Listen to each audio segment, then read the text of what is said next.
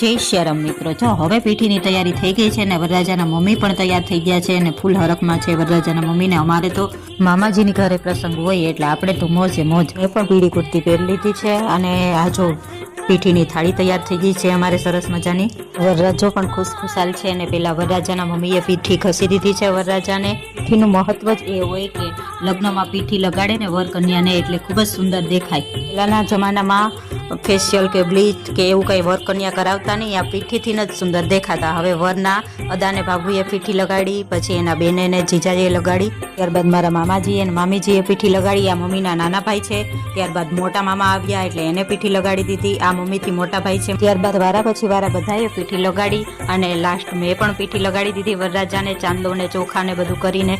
મારા પછી મારા માસીજીએ અને માસાજીએ પીઠી લગાડી દીધી. આ મમ્મીથી નાની બેન છે, ત્યારબાદ મમ્મીએ અને ભાભીએ પણ પીઠી લગાડી દીધી. પછી આ પરી છે અમારી બે, એને પણ લગાડી લીધી.